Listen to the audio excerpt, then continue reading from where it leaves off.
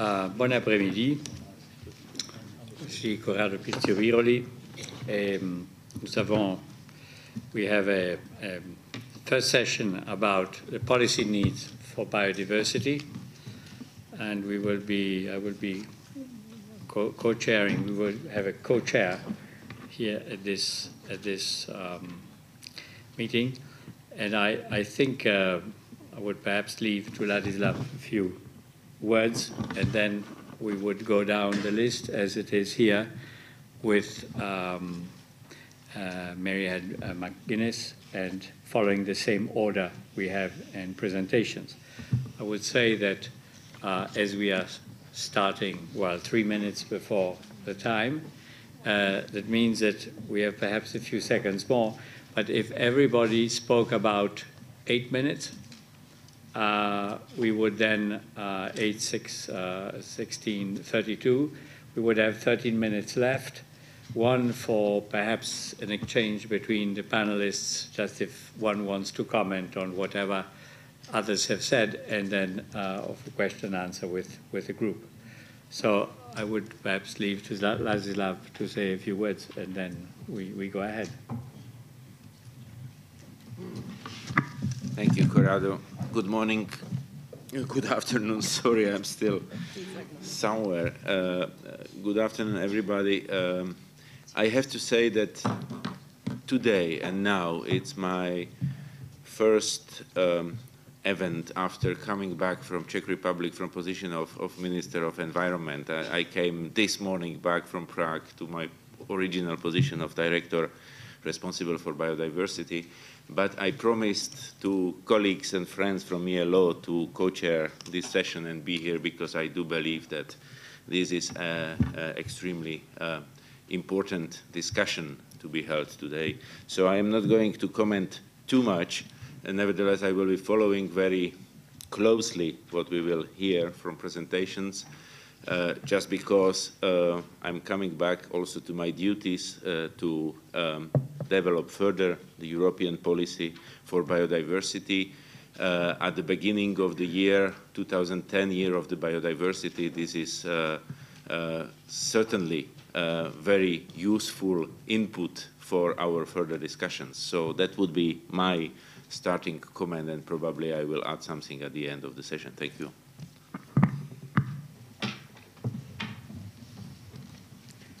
So I don't know, maybe could I invite Mary-Head McGuinness to make her intervention as a first intervention. Thank you. Thank you, co-chairs, if that's the politically correct term. Good afternoon, everyone. I don't have a speech because sometimes it's better not to have one. I realise I'm speaking to many experts, so I will speak politically, as is the title of the presentation, about the politics of biodiversity. And can I begin by sharing with you some news from Ireland, which is the member state that I come from, in relation to biodiversity? Because in a sense, to some extent, we are failing at the first hurdle, i.e. public awareness on biodiversity. And here's some of the facts about biodiversity and awareness in Ireland. 51% had never heard of it. 26% had, but didn't know what it meant. 45% don't know what biodiversity loss is. 73% don't feel well informed about it. 20% feel that biodiversity loss is not a serious problem in Ireland. 27% say that they have made no effort to halt biodiversity loss, mainly because they don't know about it. And 94% had never heard of the Natura 2000 network. Now, I think the figures are perhaps not as extreme in some member states, and there's a variety as to how we are across member states. But I had an example this morning where 6 ladies from Ireland turned up in Brussels, came to see the Parliament, and in the coffee conversation, I said, "What's your view on biodiversity?" And that was the answer. Because they genuinely did not know. But then when we started discussing bees and frogs and species, and then they got on board. So I think maybe the language has prohibited progress. So that's a first key message to all of us and perhaps to the experts as well. because when people understand it, they will engage very clearly with it. On the issue of targets, yes, they're really important. On the fact that we will not achieve our targets, you then need to assess, why is this happening? Was the target realistic? Did we do enough? Were we too focused on projects? And I have it later, but I'll say it now, that there is a sense in which this issue is about projects, drawing them up, implementing them, signing off on them, leaving them, abandoning them to some extent, and moving on to another project that has funding. And I think that's another reason why we have not made progress on biodiversity. Some of you, I shared a table, well, I didn't really have the full lunch, but we did try and discuss and have some nutrition as well, on this issue of public goods in agriculture. It was in particular around that topic. And there is indeed a sense, and I would reflect that here, that those who have traditionally managed ecosystems, and farmers, let's speak in particular, have lost control of their patch, if you like, have in fact handed over habitats and ecology to other areas and to other individuals. And I think that farmers need to regain control. I spoke to some young farmers recently and said, you need to take back this territory. And that requires that they become informed and that they're helped in that process by all of the other stakeholders. And I got a genuine interest that they want to do that. Because we are looking now, and I come from an economics background, we're looking now at market failures, not just in agriculture policy, but in all our policies, where the price we pay for something doesn't reflect its full value. And I made a point that some of our competition policies within the Commission and within Member States militate against issues like biodiversity. Because if you relentlessly pursue low prices for commodities, low prices for consumers in supermarkets, you drive producers of commodities to try and produce more for less. So it's a relentless treadmill, which has implications for, amongst other things, biodiversity. So rather than being project-focused and sectorally look at these things, we need to look at what's happening outside of these areas that have caused, if you like, the problem, or are part of the particular problem. Because as I've mentioned from the survey that relates just to Ireland, there is a genuine interest among the public, once they're informed, about doing something about it. Some things that also strike me, and I'll make these as observations. I'm always struck when I drive around the countryside and I see very managed estates and places where obviously there is some money, but a sense in which we have sanitized the countryside. So it became fashionable to have hedgerows that were perfect and that we sprayed underneath them to be perfect as well, and we manage. And I think we've got to really work on a cultural shift that nature isn't always like that, and we don't want it to be like that anyway, because we have a problem rather with our ecosystems and biodiversity if we do that. And we need to do that in urban planning and tidy towns competitions, which we all promote. I even see things like hanging baskets, which are beautiful, but they have issues around water management. So we need to broaden how we look at this particular issue, conscious that people, first of all, are not familiar with it, that we're failing in our targets, and that there is a duty on us to do it. Last point is that in relation to the debate around climate change and common agriculture policy reform and reform of our fisheries policy, budgetary pressures and biodiversity loss, I come to the conclusion, because I've attended conferences on each of these things, that they're all interlinked and that we need actually to start talking to each other.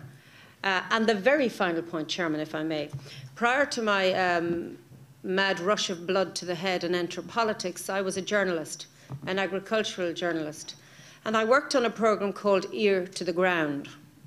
And I suggest that we adopt that as a motto for progress. Listen to those who are on the ground.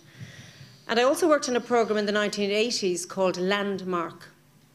And back then, we persuaded, through the public sector broadcasting channel, we persuaded farmers to plough the land, to rip out the hedgerows, to drain it, because that was public policy. On the programme I worked on, we started showing them how to reflood land and plant hedgerows. So we, the policymakers, create the problems. Then we try to come up with the solutions, but we never acknowledged that we were the creators in the first place. I think it would do a service to those who actually manage these, the farmers, the fishermen, whatever, to acknowledge that perhaps we got it wrong. Thank you.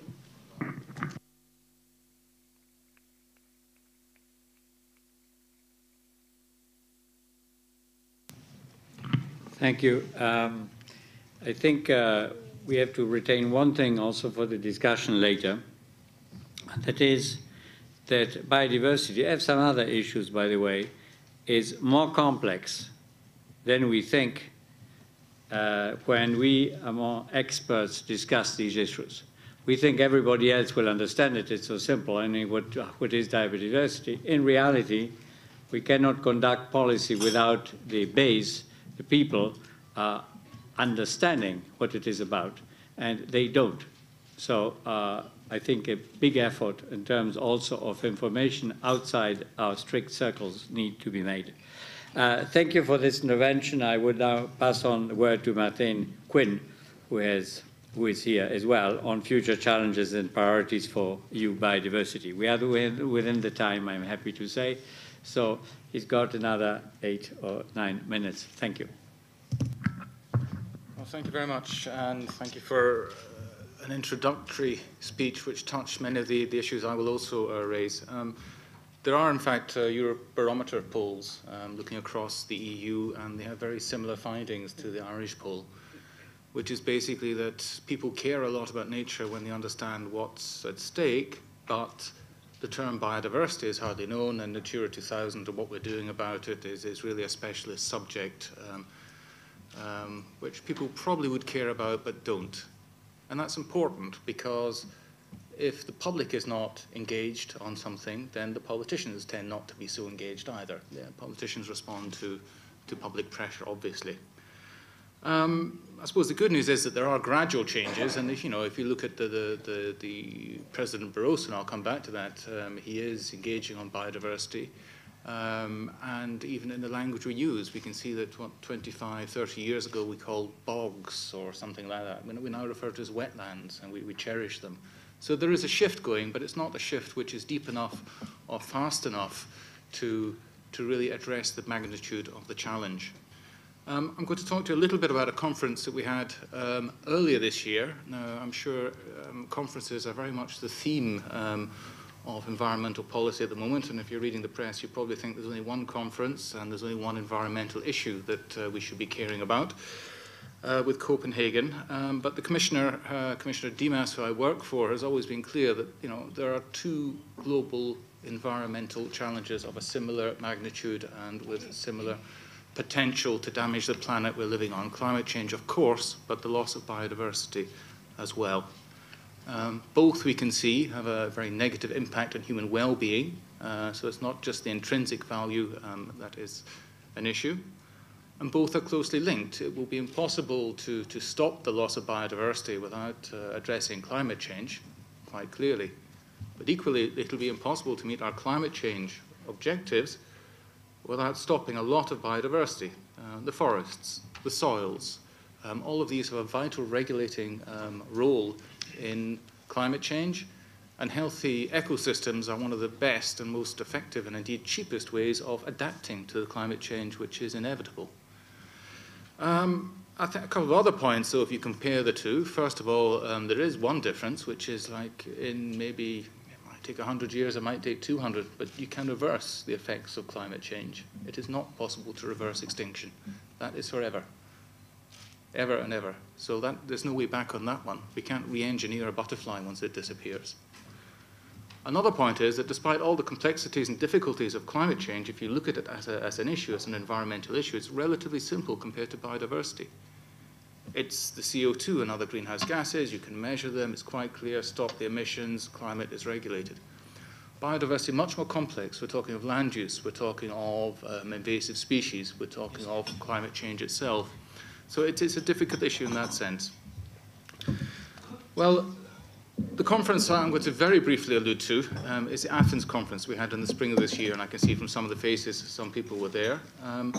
And although it wasn't quite as big a headline event as Copenhagen already is and certainly will be, it was a landmark event, and we think it was a big success. Success for a number of reasons. First of all, that really all the engaged stakeholders were there, the member states, the NGOs, policymakers, business. So we really had a good cross-representative sample, if you want, or it was a big conference, so maybe more than a sample, of policymakers and stakeholders. Secondly, there was a clear consensus on what needs to be done. There were some excellent ideas, and from the NGOs on one side to business on the other, there was a fairly agreed consensus on what had to be done and what the problems were. And that's a pretty good starting point for future progress. And also we went beyond the normal spectrum. It doesn't happen very often when you talk about biodiversity, but we managed to have the keynote speech from President Barroso, and he's followed that up with other speeches. So there's a beginning of an interest in this issue from not just the environment ministers, not just the biodiversity people, but I mean, it's going to a higher level, and that will be necessary if we are to have the level of ambition we need to address the challenge of biodiversity loss. Now, I'm going to very quickly run through the main headings of the Athens conference, respecting the time, of course. All the materials are available on the Commission's website. There's a short version, there's a long version, there's videos of the conference. So I'd urge you to have a look at that because it really fleshes out some of the ideas which are there. But we adopted what was called the message from Athens, and it had 8 areas for action. And the first one, I think, is probably the most important one, and touches on what was said already, which is we have to develop a convincing, compelling vision of why biodiversity matters. It's not just something, we understand the term, but why does it matter? Why does it make my life better or worse? And I think the obvious answer is ecosystem services. Again, probably as difficult a term to get to grips with as biodiversity is for the person in the street, but it's fundamental. This used to be, intrinsic value. We protect nature because we love animals. But people now, especially since the Millennium Ecosystem Assessment in 2004, a big UN research project, understand that we rely on ecosystems. Our own well-being is totally linked to these. And then we have the report that we've been doing, commissioned with our partners on the economics of biodiversity. And it's very interesting, we have a new language. People didn't used to use economic terms in terms of biodiversity. In fact, it was even frowned upon maybe a little bit to start using this. But I see we have today, we're talking of public goods. I mean, this is a language of economics when we're talking biodiversity. So another evidence of a shift. And to be honest, it's sometimes difficult to get the intrinsic value back into the debate. We've moved so far, you sometimes have to remind that there's a huge intrinsic reason why we're protecting nature at the same time. But in a nutshell, biodiversity matters because our own well-being depends on it. Not only these services, the fuels, the medicines, the regulation services, but the other fundamental goals that we set ourselves as policymakers depend on biodiversity. I've mentioned climate change. Impossible to tackle climate change without tackling biodiversity.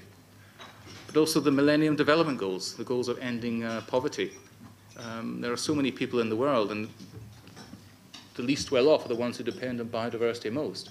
If we don't address biodiversity loss, we will not address this challenge. And only 2 weeks ago, President Barroso was speaking at the FAO on food security.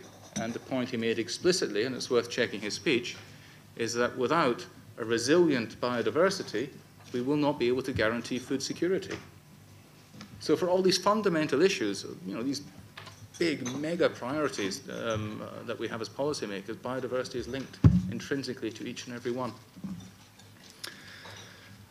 Right, but the problem is communications. I mean, that's fundamental, that people do not yet have the idea that, especially people in rich developed countries, I think poorer people are much closer to nature. They understand how important it is for them. But people who work in offices, who travel in cars, who live in cities, there is a disconnect. So it's still a lot of communication has to be done to get the message of why biodiverse, why I should care about it personally. And I think it's because of these services and because people care about the climate and poverty and everything else, and that's why. But we have to make that argument and win it. at a whistle-stop rate to run through the rest of the headings. The second point was to have a better understanding of the science. We understand the science of climate pretty well. Biodiversity, the issues are vaguer, they're more difficult to grasp, but we really need to understand those so we can have the same intellectual rigor as we do with our approach to climate.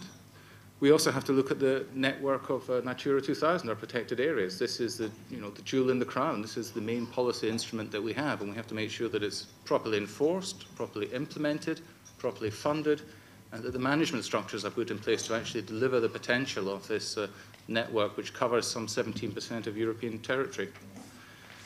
We have to look at the biodiversity outside protected areas, not covered by EU legislation, and not to the same degree, but we have to take this into account because we can't just focus on 17% and say, well, do what you want with the other 83%. And this is where linking into policies like agriculture will be fundamental. I've mentioned climate change already, and clearly I think within that, a first priority should be addressing deforestation. I mean, there's a win-win with climate and biodiversity, which is within reach. We also have to look at the impact that European policies or consumption patterns has on global biodiversity. It has a big impact, and we're only just beginning to understand that. We have to integrate into other policy areas quite clearly, agriculture, fisheries, regional development, and also we have to look at the questions of funding. So I think these are the big challenges. The Commission will, at the end of the year, be producing a strategy, and we look for the stakeholders to be fully involved in that. So thank you. Thank you.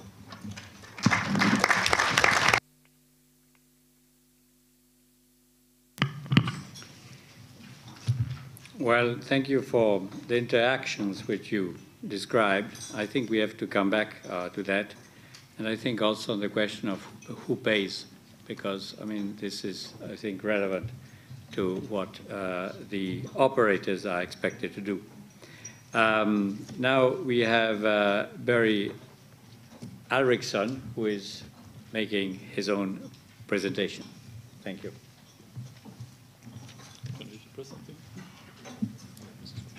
Okay, there it is. Thank you very much. First, I would like to thank the European Landowners Organization for the invitation to the Swedish EU presidency to participate on this important meeting.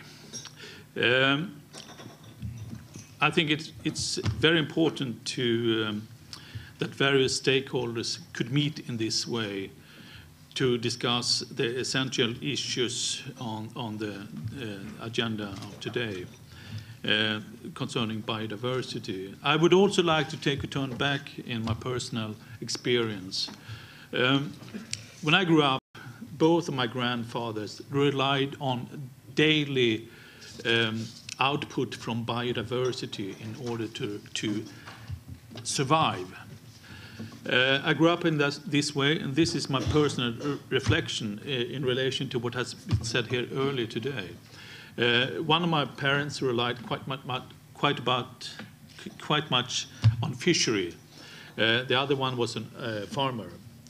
I would say that this was very important for both of them to make their everyday living. And I think that when we are discussing biodiversity today in different aspects, we have to realize what we are doing, that we are referring to traditional ways of living. And that this is very important in order to find various solutions to find a way forward.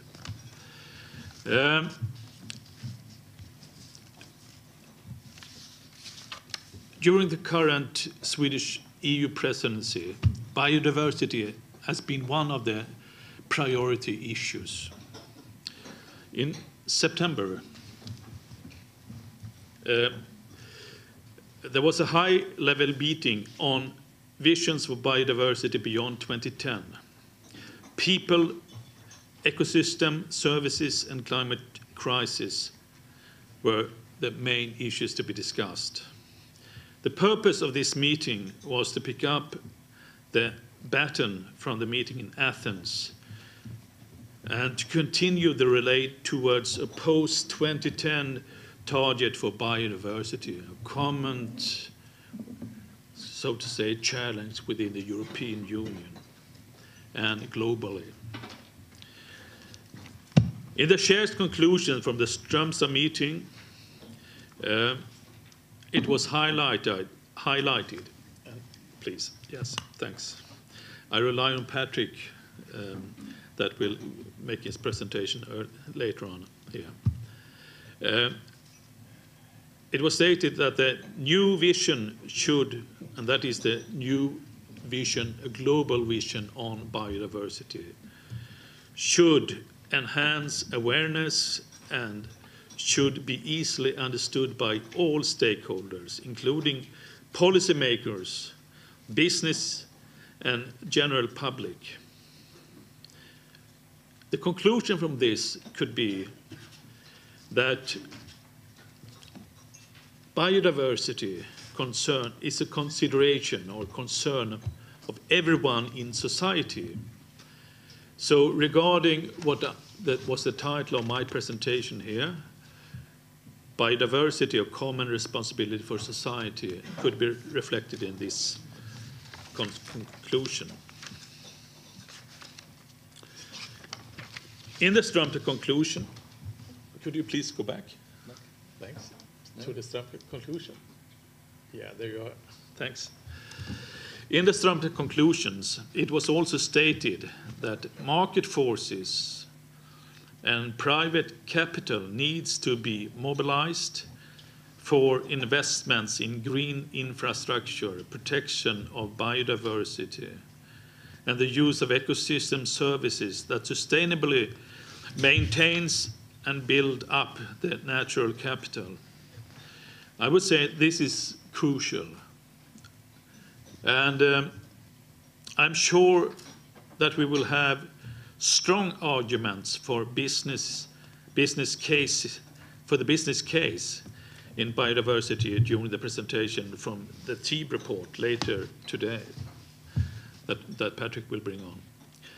Already now, I dare to state that investments and engagement in biodiversity is strategic important for the private sector, and I'm certain that it will also turn out to be profitable. In the beginning of October, the European Union's nature directors met in Abisko in northern Sweden. In the workshops in the meeting, the participants had the opportunity to discuss within two thematic areas. One topic was to strengthen the involvement of different stakeholders in nature conservation processes. In these discussions, the private sector was pointed out to be a key player in the future work in order to turn out negative biodiversity trends in a positive direction. Well, what we wanted to single out here was that there is a private sector case in biodiversity, definitely. The headline of this session of the conference today is the European voluntary and regulatory framework that are the policy needs for biodiversity. What are the policy needs for biodiversity? Well, I would like to stress the private sector and what the private sector can contribute within the European voluntary framework. Well, the reason for this that this is more challenging and more inspiring. In a long-term perspective, the voluntary work will generate important additional values to what is achieved by the regulatory framework. However, a voluntary work should address the same core issues as the regulatory framework. That is, to halt the loss of biodiversity. So this work should be, wherever possible, supportive to the regulatory framework. It's quite obvious, but we shouldn't try to invent new ways. We have to have a very strong and expressed direction on the work.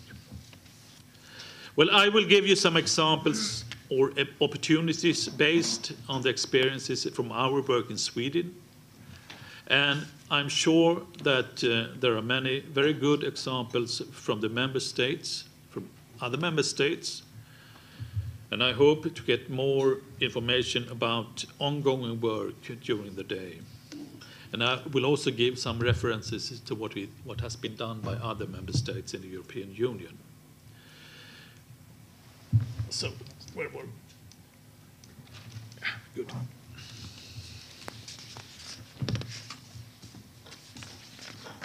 Sorry. 1 more minute. 1 minute left, okay.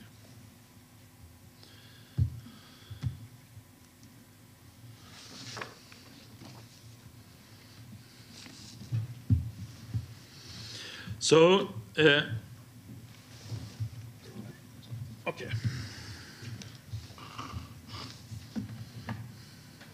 Today, there is a common understanding that the sectoral integration of biodiversity is fundamental to achieve success. Important sectors are agriculture, fishery and forestry, but other could be mentioned. So what I will try to emphasize here is agriculture and agriculture and forestry sector. In the National Rural Development Program, the Swedish government has not given specific priority to agri-environmental payments in the Natura 2000 areas. Instead, the measures of significance for biodiversity can be carried out by contracted farmers and forest owners, also on land outside these areas. In order to maintain nature values in farmland, a continuous land use management is required. Landowners, leaseholders, and other land managers are, with their local knowledge and professional skills, the key stakeholders to achieve the environmental quality related to high nature values in the agricultural landscape.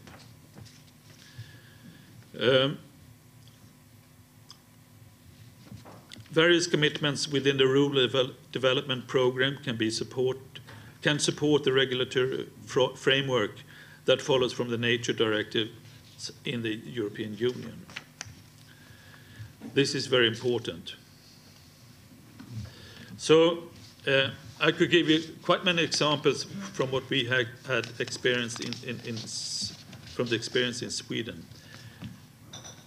I could just say that I hope that the conference today will provide good examples on how the private sector can engage in work from the conservation and sustainable use of biodiversity. There's a lot to learn, and much can be learned by using the experience made by others. And I would like to end this presentation to say that biodiversity is a common responsibility, what I mentioned earlier, and that it's a responsibility for all of us. But by this, I would like to thank you all.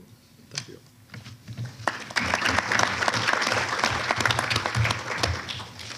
I think we can come back to the Swedish experience in the course of the conference, because I'm sure there are interesting examples which you didn't have the time to present. Now it's the turn of Patrick ten Brink on the economics of ecosystems and biodiversity initiative. Okay, great. Good afternoon. Thank you very much for this opportunity to present. As I said, I'm Patrick ten Brink of the IP, the coordinator of the Team for Policymakers. This is actually the result of about 50 authors and not just 50 authors, but over 50 reviewers who are very honest with their opinions on very early drafts, and we thank them for their honesty. So if anything's wrong in this presentation, that's me. If anything's right, I have to say thank you to the people who contributed. So very briefly, this is a bit of a sequence of time of the origins and the process of the TEEB thing. It started with the G8+5 meeting in Germany, but even with the initiative launched by Sigmar Gabriel, the then minister, and also Commissioner Dimas. But of course, as mentioned before, it was a sort of a reflection that it worked for Stern, and biodiversity is as important as climate, so let's see what the economics of biodiversity is about, and let's see what arguments we can make and insights. And then in Bonn, it was launched, the first report. It then was picked up in the G8 in the Carta de Siracusa in Italy. It was picked up in the Swedish presidency in Stromstad, and then just where we launched the climate issues update, which is the first recent deliverable on this, and I'll pick up some of the pieces. And then 2 weeks ago, Commissioner Dimas and Pavan Sukhdev presented the TEEB for Policymakers synthesis report, and the 10 chapters, about 8 of them are on now, but the other 2 shortly. And then it will continue all the way to the COP in Nagoya. And there you'll see that there's 5 different colors there. It's not that we're indecisive, it's that we're going to have a report not just for policymakers, but one for business, one for local administrators, one for citizens. So we're trying to address the various different issues of awareness and engagement and so on mentioned so far. Now, the critical issues, as already mentioned here, is this, of course, there's many critical issues, but one critical issue is that the values of biodiversity are quite simply missing. Okay, they haven't disappeared, they just haven't been put on the table. Basically, we don't actually know all the values of biodiversity in ecosystems, but this is changing. There's been a lack of an awareness. They're generally not integrated in economic systems, in the market signals. Hence, the market doesn't actually work to help the solution all the time. They're also not taken into account in assessments and decision-making. If you look at what is covered in an assessment, it's only a part of the picture decision-making. And what we need is the whole of the picture decision-making. We need to look at the whole of the chessboard. And they're not taken into account in national accounts either, or macroeconomic indicators, which are very much yearly things. So we have inappropriate incentives. We have a misinterpretation of the solutions. We have an insufficient evidence base for policymakers. And there's a weak public support for action based on this lack of awareness. So there's not enough political will or conviction or awareness, and so we can't launch the due policies with sufficient ambition to respect the value. And so the biodiversity loss continues. We're eroding natural capital base without actually understanding the value of what we're losing. And those are the 3 points I just mentioned.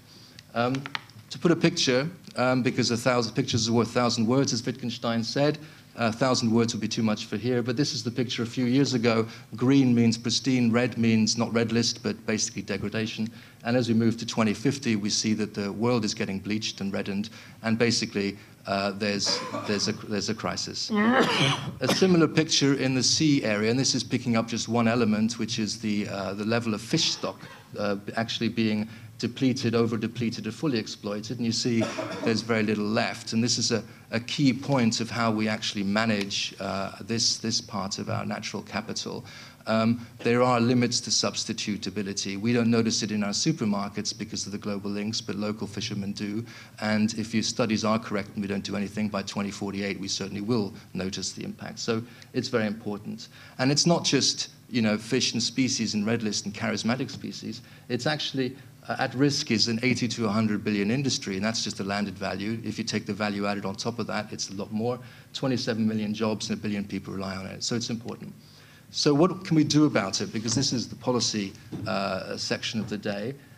In the climate issues update, and this is a specific contribution to the Copenhagen discussions, we underlined that in fact we have a coral reef emergency, and I'll explain that in a second. That forest carbon is fantastically important, has already been mentioned. We need national accounting, and we need ecosystem investment in climate change adaptation. And now this has already been mentioned. I'll put a few details. The first point is quite simply that coral reefs are already being lost at 350, 387 parts per million. We've accepted that we go to 450. We've accepted a 2 degrees rise. We have to be honest with ourselves. This acceptance is actually already a resignation to widespread loss of coral bleaching and the associated issues. So we should be honest about it. And similarly, so the point there is that Copenhagen should be taken seriously, that whoever can convince whoever to make serious commitments should do so. The red issue, the instrument for reduced emissions from deforestation degradation, again, is fundamentally important part of the package on the table in Copenhagen, and that needs to be done, not only for carbon, but also for the synergies. They call them co-benefits, but these co-benefits are often much larger, in fact, than just the carbon storage. I mean, investment in ecological infrastructure is, again, critical. This is both for mitigation and adaptation. And just the other day in the Parliament, the ambassador from Bangladesh will underline the fact that they are planting mangroves along the coast and also palms to avoid sea erosion, coastal erosion. So it's a real thing with real money. Natural capital accounts. Now, this is something which is a bit of a new way of thinking, and it's because we can't just address today's challenges with yesterday's thinking. We need to go one step further and say, well, it's not enough to look at the flows of value now. We need to understand what is the stock we have of natural capital, the relationship of the stock to value, and the change over time. Now, just a quick point, it's not just forests. We talk about forests all the time. Just to raise the wetlands issue, there are a range of services. It's not one ecosystem, one service, there's the whole bunch. Okay? And here we see the extreme importance of the mitigation of external events, i.e. natural hazards, flooding, and so on and so forth. So this is, again, linked to climate adaptation. In the report which we presented 2 weeks ago, this is a different color of blue this time, we talk about the crisis, we talk about measuring what we manage, because this is what decision makers need, and also, of course, individuals and all decision makers, whether it's policy or citizens or companies need, a range of solutions, and that we need to respond to it. I can't obviously in the time deal with everything, so I'll just pick a few items. Again, back to fisheries. This is what we're doing. We're fishing down the food web. We're substituting from one fisheries to one part of the world to another. We're going to greater depths. We're going to smaller species. We're having an impact. We haven't felt all the effect globally yet, but we will. But then the question is, what can we do about it? And one solution is, one aspect of the portfolio of instruments to address it, is the issue of protected areas. And here's an example of just off the east coast of the United States is an area that had been protected. And you see around it the various dots. The red ones are the amount of landing. And you see that basically the huge amount of increased output has come from the protected areas. So protected areas are biomass producers. They're part of the solution. Of course, it's non-trivial because you've got a case of a time for the effect. So we need transition measures. Now, again, I think, judging by the fact there's a piece of paper is being folded here, that I should probably jump over the details. But protected areas, we have a financing gap. Globally, 30% are paid of what there needs to be paid for it to do well. And also, they're not fully designated. And I think the marine protected area designation is critical. And it'll be interesting. In Europe, it'll be important as well, the better integration of funds. There are funds available, they're not used. Similarly, we need to have a paradigm shift in protected areas towards more motors of local economies. Subsidy reform. $1 trillion a year is spent on subsidies. Some of these are to outdated subsidies, yesterday's priorities. Some are harmful. So surely we should look again at this. We're in a time of crisis. We need to find the money from somewhere. Let's actually look again. And what we need here is transparency and systematic approach of looking at roadmaps for subsidy reform so that we can get the money so we can make them more accurate. And there was an earlier commitment to this under Lisbon. On the values of nature, there's two sides to the picture, because if the markets don't work for us, they'll work against us. So we need to look at, on the cost side, full cost recovery. We should pay for what we use, and the polluter pays. The polluter should pay, not societies. And there's a whole raft of instruments we can use here. And rewarding benefits, again, not just carbon and red, water and cities, but also high nature value agriculture and public goods. There needs to be a paradigm shift, as I think was probably discussed this morning, about public goods. And of course, the fair sharing of benefits, otherwise everything is inequitable. Right. Then with respect to the markets, there is basically a very large and growing sectors of the economy which are dependent on ecosystems and also whose production has a negative impact or potentially positive impact. So we need to green this whole approach. There are also, this is the Forest Stewardship Council, the Marine Stewardship Council, and all of those organic labels. So there's the supply side issues of supporting countries in the development of these markets, and there's the demand side, which is supporting the demand for it, whether it's labeling or green public procurement, and that's to help be a motor forward. Regulation, I'll skip this one because everyone knows that, but I just want to have a vision at the end. The line at the bottom, the rather dramatic dark green line, is a simplified schematic showing that we are losing our natural capital. The vision at the top is the alternative development path. First, we slow biodiversity loss, then we halt biodiversity loss, and then we go back to 2009 levels and eventually realize the value of natural capital, and we actually go to a proper natural capital. And then we have to think as to what share these different instruments make, whether it's PAs and restoration, whether it's wider investment in natural capital, what role markets, how much subsidy reform, and so on and so forth, and RED and governance, and so on and so forth. And these are all then discussed in the various other chapters. So this is a vision. To realize this vision will require not just the policymakers, it'll require a fundamental collaboration with industry, with citizens, and so the game is open as to how we actually manage to achieve this. So then simply thank you, and what do you see as the policy needs, and where can the private sector most concretely help in actually realizing this vision of a nice, positive, happy green new line going forward. Thank you very much.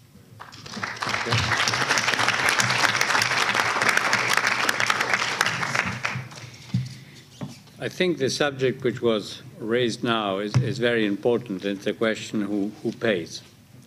Because behavior depends less on ethic, unfortunately, than on rewards. And the more we go on, the more I think the young generations would not seem to be interested as much as ethics as by the reward, unless you are very young. But then later, they think more about earning money. And this is the mentality the market has brought about. So how can we lead land managers, for instance, to produce more biodiversity? I think this is something we would need to continue to discuss and perhaps have a special meeting on this. Could it be through regulation, but that doesn't pay, it costs? Could it be through environmental markets? How do you create them? Who destroys biodiversity has to pay, and has to pay a lot. And who doesn't and creates biodiversity has become rich. You make him rich, and he will produce biodiversity. And then, if this is not enough, what do you do with taxes? To what point could you promote taxes, saying to people, this will help to promote biodiversity? I would be happy, by the way, if anybody in the panel commented on this, but I would first pass the word to Laszlo, who wanted to say something. Thank you. Thank you, Corrado. Dear colleagues and friends, let me to mirror the presentations by a few comments which I made during the presentations. First of all, the communication and language. I heard it so many times. Speaking about biodiversity, people don't understand what you are speaking about. Should we not start to speak at least towards the population which is not really informed about this term, about the nature back? I think that's the question which we discussed so many times, but nature protection, everyone will understand, in my view. Then I want to mention a few risks which are linked to the policy work with biodiversity. First of all, is a repetition of the known facts, impacts, etc. I think that this kind of discussion we have today have been held so many times. The same issues are repeated year by year by year by year. It is starting to be less sexy, less interesting. The people are losing interest just because they heard it already. I have no recipe what to do with that, but I think it's an important element. Second is the science policy interface. When I had the opportunity to speak with the biologists and ecologists in my country, in Czech Republic, when I was presenting our goals for biodiversity policy, He said, okay, ecosystems, etc., you are now implementing the state of the knowledge from 70s. And I said, okay, in my view, it's much better than to implement what was in 50s. And he said, yes, okay, in this way, it's progressive, but maybe we have some new knowledge available as well. The third element is the issue of simplification. To communicate and to pass the messages, you need to simplify. There is no way how to avoid that. At the same time, simplification leads to kind of distorted effects, because the people then focus on the message as it was simplified, and they look for the effect which will go to other way, and the result is sometimes different. And I will mention the issue, we are now working a lot with indicators as a kind of, tool, but just think about the fact how the indicator, the complex indicator, for example, as GDP, is influencing the behavior of the policymakers and people. Sometimes the indicator is more important than the real result which we want to achieve, and I think this is another important element. And two other risks. One is very well known, is sectoral approach. Sectoral approach in policy means, in principle, that the effects are somehow decoupled. We have, in fact, in reality, in ecosystems, the synergic effects of many elements. And by sectoral approach, we are taking out one or another or third one and putting a specific policies on that. And then we follow 3 or 5 or 7 lines instead of one holistic and complex one. And finally, long-term effects. Biodiversity and ecosystems will not respond immediately to whatever policy, which means within the standard policy cycles, it is very hard to set up the policies which will deliver the results within 4 or 5 years. And therefore, it's very difficult to sell it politically. We will have to look for a kind of milestones, whatever, but I don't know actually, but we need more thinking in this direction to make it more really interesting for politicians, not just because the people say it is important and they follow because this is, of course, electorate, etc., etc. It must be something what can be shown. This is what I did in my 5 years, and this is very difficult. And from answers, I would like just very shortly to support 2 terms, which I think are the very important terms, very significant terms for the present phase for policies and for implementation. And this is term green infrastructure and term natural capital. I think if we speak about the green infrastructure, it is also speaking about a kind of, for many people, quasi-technological approach. But for many people, the structure of education and mind is rather technological. They will better understand the functioning of ecosystems if we are able to explain what the green infrastructure is. And we can say it in a very simple way. We have to work with nature and using the deliveries of ecosystems for our purposes and our goals. And natural capital, of course, to be used as economical category in mainstream economy. So we will not have nature just like externality, or in best case, it is only tackled as a resource. But in fact, it has a character of capital, and that means in economic theory a totally different approach. And I think this is a key thing also for the private sector owners and those who are managing the nature. Thank you. As we need to wind up, I would like to know who in the panel would still like to say something. I have here Eriksson, who wants to speak. You? Yes. Okay. Well, then let's start from the left, and let's start then with Merhed McGuinness, whose figures were so sad and impressive that I wonder whether you can say something on how to get out of this, that is, to make people more knowledgeable about the problem. I mean, I don't have instant solutions, but I think there's there's consensus at the top table. I regret to hear that this has been discussed so often at conferences, and it does suggest that we need an economic assessment of how ineffective conferences are in terms of action, but that's another day's work. But it is something that strikes me, who has to attend many of these things, that we need to move from conversation to action, and I think we're starting in the wrong place. I think we need to go back to nature, which is the people on the ground. I mean, the Swedish intervention spoke of grandparents. I speak of parents. I mean, I don't think it's going back to the future, but I do think we need to repossess, in other words, give those actors, if you like, or those stakeholders control again. Allow them to take control, because to some extent they lost control of it. And that's an education process. And I mean, I will do that in my capacity as a member of Parliament. And I do think unless we have the public engagement, because the Irish figures, while alarming, are not out of kilter with other member states. So it is a problem of language, of communication, and of getting accountants and economists to put a value on nature other than when they go walking on a Saturday. Put an economic value. I mean, we've had the report that there about public goods. I mean, I welcome this part of the debate to put an economic value on it, because unless you can say to people who work from nature that they can actually make a living in what they do, in their activity, they will exploit it to the extent that they can make a living from it. Maybe there's a question to be asked about, you know, do we need to put a value on public goods that is greater than food security issues or food production in sensitive areas?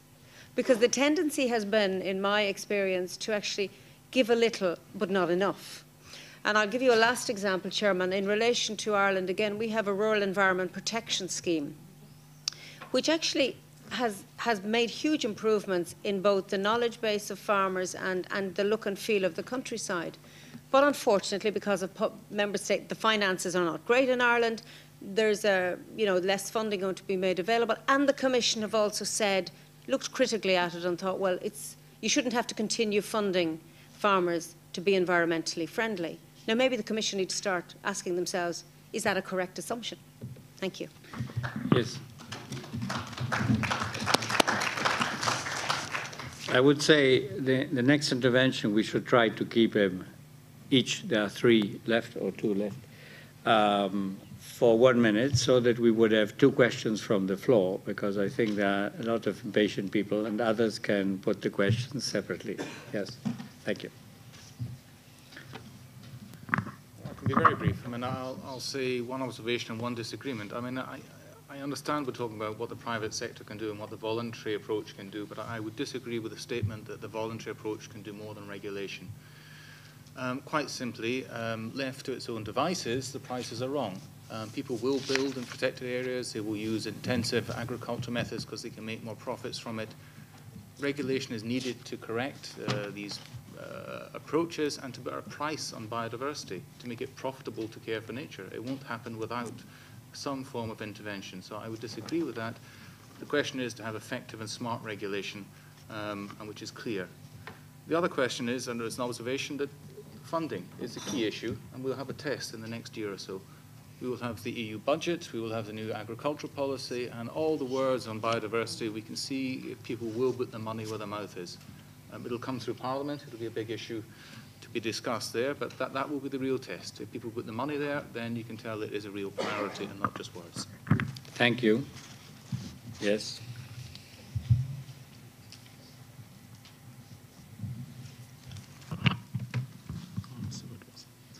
Thank you. When I made my presentation, I started with my grandparents. The reason for this is, of course, that I would like to say that we are not so far back in history when we can, place biodiversity in an everyday context. And this is very important. We don't have to bring this issue up on the political agenda based on the fact that this is a very complicated, theoretical, you could say, scientific issue. You can place it on an everyday living, and quite many of the people in Europe will relate to this as perhaps, well, I would say very close to everyday issues, if they can address this in a historical perspective. And I do think that quite many of you sitting in here in this audience agree with me when I address this problem or opportunity in this way. This is one fact. It's very important to do this. Sorry, my minute? 1.5 minutes. 47 seconds. So I just wanted to say like this, that when we discuss this further on, we have to realize that we have good opportunities. We can communicate with the public, because we haven't addressed the public, ordinary people. Those are not relating to the private sector or the policy sector. We have to think of this as a three-pod. Otherwise, we won't succeed. Thank you. Now, Patrick can bring 1 minute. Yeah, I'll do less than 1 minute. I'll give up 45 seconds of it. Just a question an open question, because I'm quite curious as to what everyone here thinks is the policy instrument and the policy focus that policymakers should focus on most to get happen in 2010. So what should policymakers support? What should the Parliament help encourage? What should Martijn and Ladislav actually do next year? So creating a work program for them. Okay. Question. Down there. I was going to put it in the form of a question, but I'll now put it in the form of a reply to Patrick. I would encourage the Parliament and the Commission to think very deeply about how this is incorporated into the measure of GDP. Because as long as member states continue to think that the only thing that they can do to measure success is growing on the base of a current GDP, then we will continue to go on destroying the environment at the expense of increased consumption and production. So greening GDP would be my answer to your question, Patrick. Thank you. That was a comment, not a question. Thank you. Any other question? Down there. Well, we take two. First in the back, and then you. Well, okay. Simplement pour dire que si les marchés peuvent jouer un rôle capital dans la biodiversité, tout le monde est d'accord, mais il n'y a pas de marché sans droit de propriété. Et les droits de propriété sont véritablement au cœur de la protection de la biodiversité, mais ce qui manque un petit peu, c'est une réflexion sur les droits de propriété, sur leur articulation, sur leur diversité extraordinaire et sur la nécessité de repenser leur structure. Notamment, le dernier prix Nobel d'économie, Elinor Ostrom, nous a montré que les droits de propriété peuvent prendre des formes tout à fait surprenantes, notamment des propriétés en commun, mais il y a d'autres formes de propriété, il y a toute une gamme de propriétés, de types de propriétés, et ça, disons, c'est absolument capital. Merci. Last one in the back. Thank you very much, Andreas Baumüller from WWF. First of all, I would like to tell you that the direct allocation to nature and biodiversity from the EU budget is about 0.1%. In concrete figures, it's about 30 cents per inhabitants of Europe per year.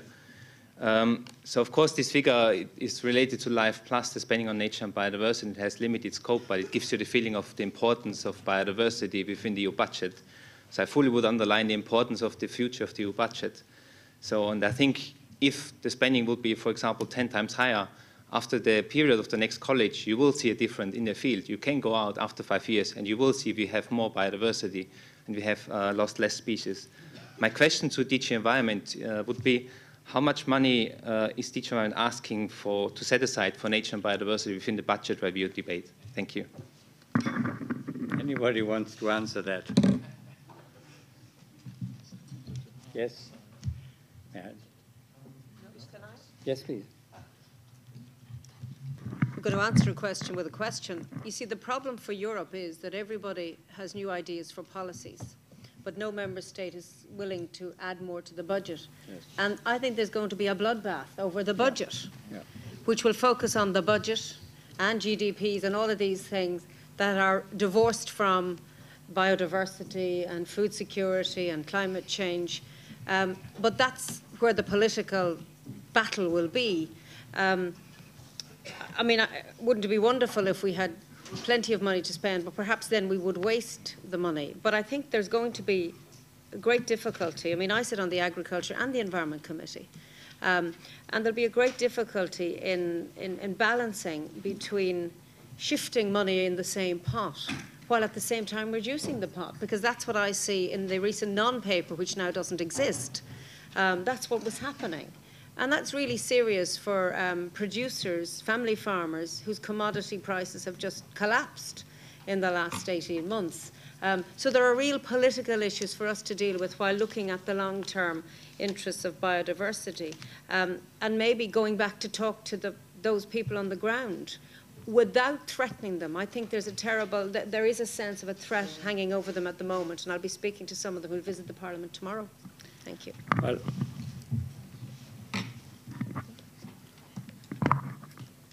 pour répondre aussi à monsieur sur cette question, il y a un rapport de la Cour des comptes qui vient de sortir, je ne sais pas si vous l'avez vu, sur la gestion des fonds LIFE et qui est un peu alarmant dans le contexte de la gestion de la biodiversité et qui dit que les projets qui ont été financés par les fonds LIFE, après injection des fonds, finalement s'éteignent et que la biodiversité est en déclin à partir du moment où les fonds LIFE cessent. Et alors c'est un peu, en tous les cas, nous, c'est passé dans notre commission du contrôle budgétaire et les parlementaires, toutes tendances confondues, étaient un petit peu déçus justement de ce rapport de la Cour des comptes. Et ce que j'ai pu en entendre de la part de mes collègues, c'était des propos vraiment de déception, où on se dit finalement, on va rentrer en 2010 dans l'année de la biodiversité, et puis ce rapport de la Cour des comptes arrive un petit peu comme un pavé dans la mare, où on se dit, mais finalement, pourquoi est-ce qu'on injecte encore des fonds LIFE, puisque une fois que ces fonds sont coupés sur tel ou tel projet, ces crédits, ces projets s'éteignent finalement et on a l'impression qu'ils sont un petit peu sous perfusion des fonds de l'Union européenne. Donc voilà ce que je voulais porter à votre connaissance, mais je suppose que vous avez dû avoir connaissance de ce rapport de la Cour des comptes. Voilà. So this could be, I think we have to stop because we have gone far beyond the time we had. I think the last comment is a very important one, and it could be a bit the conclusion of this meeting. First of all, we need to convince with what we do that the money is well spent. And if it turns out that it isn't well spent, one has to find other ways to do it.